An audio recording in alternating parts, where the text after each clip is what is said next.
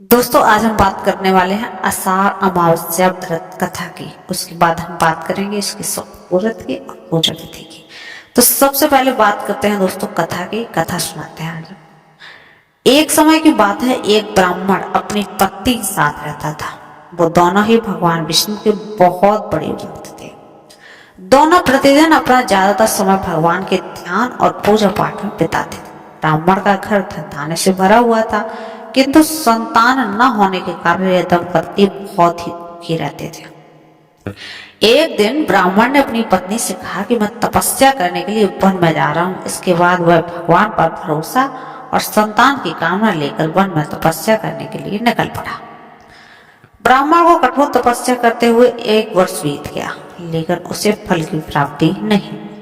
अंत में हार मानकर ब्राह्मण ने अपने जीवन को समाप्त करने का निर्णय लिया। अपने जीवन समाप्त करने के बारे में सोचकर उसने पेड़ की डाली पर फांसी का फंदा डाल दिया और अपने गले पर बांधने लगा। तभी वहां पर सुख अमावस्या प्रकट होकर बोली, हे ब्राह्मण, तुम्हारे भाग्य में 7 जन्म तक कोई संतान नहीं लिखी है, कि मैं तुम्हें 2 कन्या का वरदान देता हूँ। तुम अपनी एक कन्या का नाम अमावस्या रखना और दूसरी का नाम पूनम रखना। तुम अपनी स्त्री से कहना कि वह 1 वर्ष तक सुख अमावस्या का व्रत रखें और अमावस्या के दिन 1 कटोरी चावल भरकर उस पर दक्षिणा रखकर दान करें।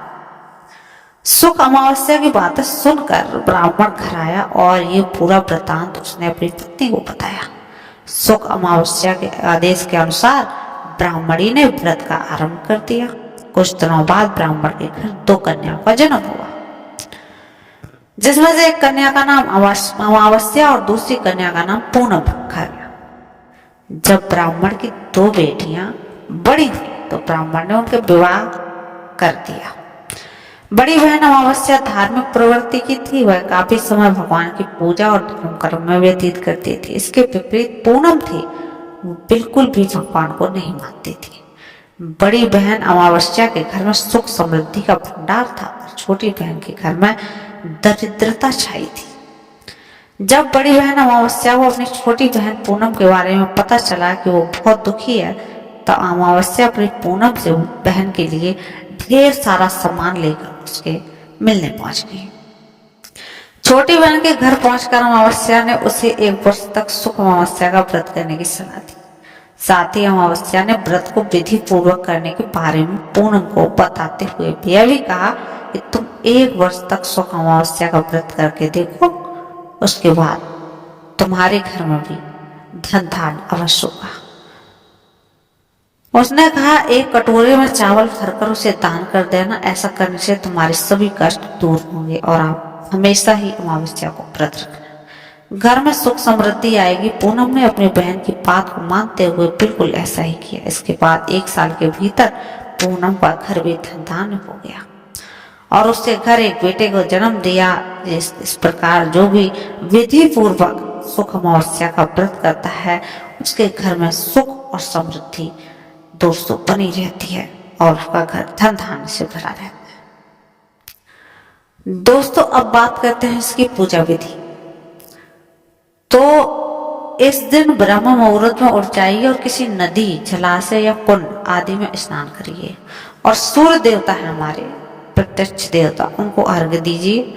इसके बाद पितरों का तर्पण करें। इसके अलावा इस दिन पितरों की आत्मा को शांति के लिए उपवास भी आप कर सकते हैं।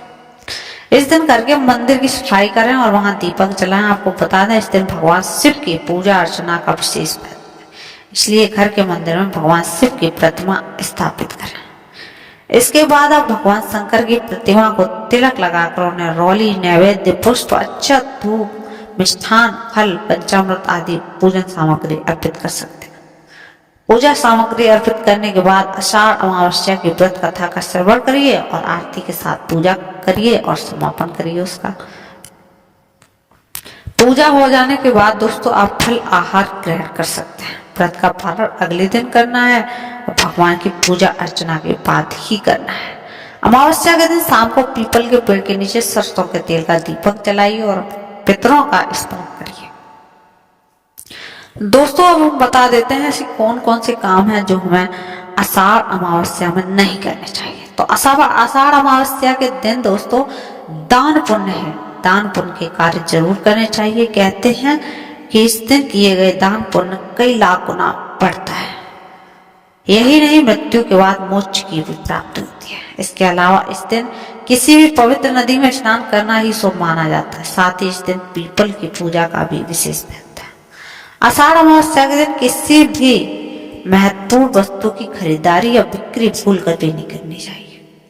साथ ही किसी भी निर्धन और अयाचक हो, कोई गरीब ब्राह्मण हो, अपने घर से खाली नहीं लौटना चाहिए। इसके अलावा इस दिन किसी से भी कटु शब्दों का प्रयोग नहीं करना चाहिए। ना ही इस दिन मांस मदिरा का सेवन करना चाहिए।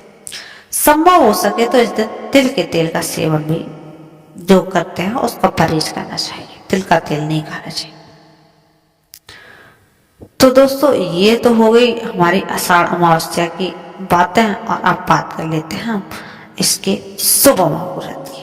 कब है दोस्तों आषाढ़ अमावस्या है, वो आज ही 25 जून को मनाई जा रही है।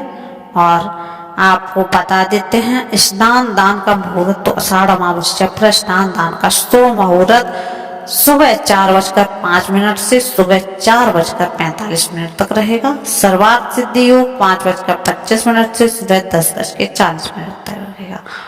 और अमावस्या 4 बजे शाम तक रहेगी। दोस्तों अगर आप धन लाभ के उपाय करना चाहते हैं तो हिंदू धर्म में माँ लक्ष्मी को धन की देवी माना गया है।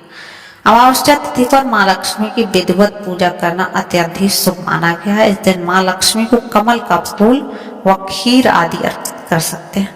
मान्यता है ऐसा करने से आर्थिक परेशानियां खत्म होती हैं और धन लाभ होता है। अमावस्या के दिन आप हनुमान मंदिर जाएं और बजरंगबली की मूर्ति या प्रतिमा के सामने एक घी का दीपक जलाइए। इसके साथ ही हनुमान चालीसा का पाठ करिए और हनुमान जी को चमेली व तेल का पीला सिंदूर अर्पित करिए। मान्यता है कि ऐसा करने से आर्थिक उन्नति मिलती है। तो दोस्तों ये थी कुछ जानकारी। फिर मिलते हैं एक अगली वीडियो में। तब तक के लिए चैनल पर नए हैं तो चैनल को कर लीजिए सब्सक्राइब। बेल आइकन दबाना भी बिल्कुल मत भूलना ऐसे फेस्टिवल अपडेट के लिए।